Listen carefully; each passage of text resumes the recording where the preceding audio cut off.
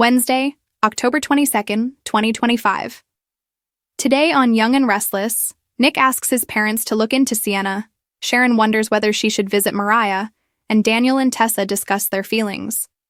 Ian appeared to Mariah, Kane agreed to give Lily the AI, and Phyllis looked out for herself. Nick joins Sharon as she paces and sobs at the hospital in LA. She worries to him about how upset Mariah is and how much she needs her. She doesn't know how to help. He's sure her daughter will understand why she can't be with her. Sobbing, Sharon worries she doesn't know how much she loves her. Nick says Noah won't know if she's there so she can go to see her daughter. "Both my babies are in pain," she cries. Get updates on the latest posts and more from soapspoilers.com straight to your inbox. We use your personal data for interest-based advertising, as outlined in our privacy notice. Sharon calls Mariah's doctor and recounts their conversation. She returns to Noah and he calls his parents. Victor is already asleep. Nick tells his mom there are questions about Noah's accident. The detective was weird and some squirrely lady called. He wants his dad to get his people to look into this Sienna woman. Nicky is sorry he's going through this again. Nick says you think it won't happen again, but it does. His mom says there's no cap on suffering and life is full of surprises. He joins Sharon in Noah's room and recall how he used to sing Old Nick Donald. That makes Sharon's heart melt. They remember all the snacks Mariah used to sneak him. She decides she needs to stay there in case anything happens. "It won't," says Nick. At the clinic in Boston, Mariah is disoriented as Ian sits beside her and says she has a self-imposed loneliness.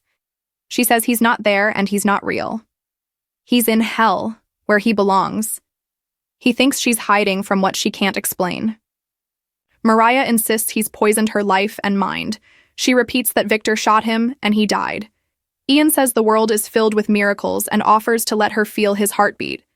He knows she sent Tessa away because she didn't want her to see who she is. But he can embrace who she is. She can count on him. Ian admires her and asks if she's cut herself off to keep others safe from her. When he says he's the guiding force behind her existence, she covers her ears and says he's not there. He plays peekaboo with her and wishes they'd played when she was young. When he finds the card Tessa tore up, it's whole. He tells Mariah she can't shut him off like she has everyone else. He's part of her. She accuses him of terrorizing her and complains she can't be rid of him. She's done terrible things to get him out of her life. Ian is sure he would be gone if it's what she truly wanted. He says he adores her darkness. She thinks he's disgusting and evil. He reminds her of what she did to Sharon. She may try to be the good girl, but she's as evil as he is. When he suggests she cut her wife and child out for a life of darkness, she asks what she's supposed to do with it. He urges her to let the boring mortals see her in her glory and unleash her fire on the world. He assumes she's taken action and asks her to tell him everything. She says he doesn't exist. She admits this is all about him and the monstrous things he did. Even after he died, she can't get rid of him, and the guilt is choking her. Drinking didn't get rid of him. He instilled his sickness in her since he took her from her mom. It squeezed everything else out of her. When she met that man, he wasn't a person to her, just an echo of Ian. He was the answer to erasing him from her brain. She let him buy her drinks and kiss her. When she went back to his room with him, she knew killing him would be the solution to all the horror Ian put in her.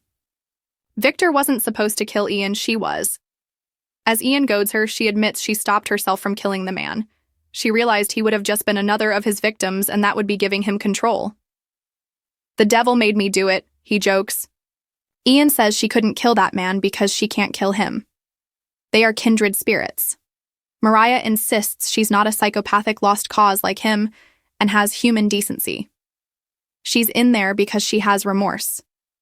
She says he tried to make her like him when he was alive because that's what evil does. She cut him out and will never be like him. Never say never, he says.